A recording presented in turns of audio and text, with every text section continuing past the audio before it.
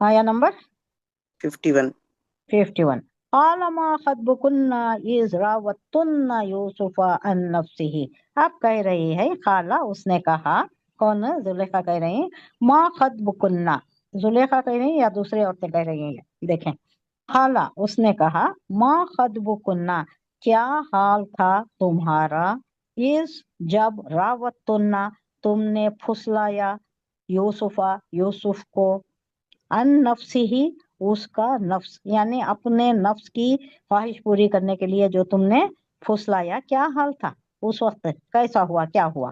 قلنا، وہ بولی، حاشا للہ، اللہ کی پناہ، ماں نہیں، علمنا نہیں جانتے، ہم نے معلوم کی، علیہ اس پر، من سوئی کوئی برائی نہیں ہے، یوسف علیہ، یہ ذرا زبان کا یہ ہے، پھر رواں ترجمہ بھی میں آپ کو بولتی ہوں، یہ ورڈ میننگ بول رہی ہوں۔ من سوئی میں کوئی برائی نہیں ہے، کس کی؟ یوسف علیہ السلام کی کوئی برائی نہیں، اس کی طرف کوئی جرم نہیں ہے، اس کا کوئی جرم نہیں، کوئی اس نے برا کام نہیں کیا ہے۔ خالت رات العزیز، اب بول رہی ہیں کون؟ عزیز مصر کی بیوی، وہ زلیخا۔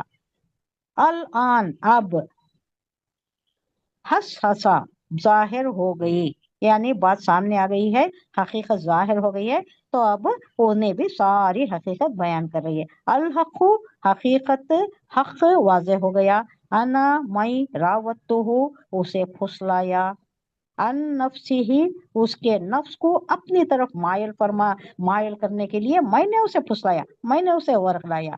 وہ انہو، وہ بے شک، لمن الصادقین، صادق سچائی والا، بہت سچا صادق ہے وہ، اس کا کوئی گناہ نہیں، اس کا کوئی جرم ہے، یہ کوئی جرم نہیں ہے۔ یہ کون بول رہی؟ عزیز مصر کی بیوی۔ بادشاہ نے ان عورتوں کو بلا کر ان سے کہا، تمہارا کیا قصہ تھا جب تم نے یوسف کو ورغلانے کی کوشش کی تھی اس وقت؟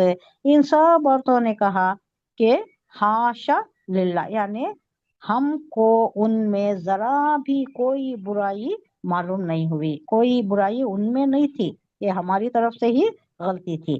عزیز مصر کی بیوی نے کہا کہ اب تو حق بات سب پر کھل گئی ہے، میں نے ہی ان کو ورغلانے کی کوشش کی تھی، اور حقیقت یہ ہے کہ وہ بالکل سچے ہیں، ان کی طرف سے کوئی غلطی نہیں ہے، بے گناہ انسان کو قید کر لیا گیا تھا۔